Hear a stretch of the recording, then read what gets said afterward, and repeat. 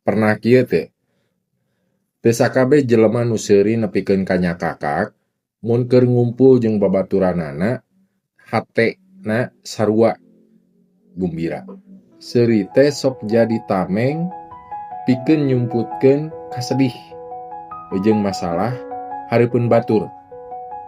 Eta teh cara supaya teu aya nu nanya.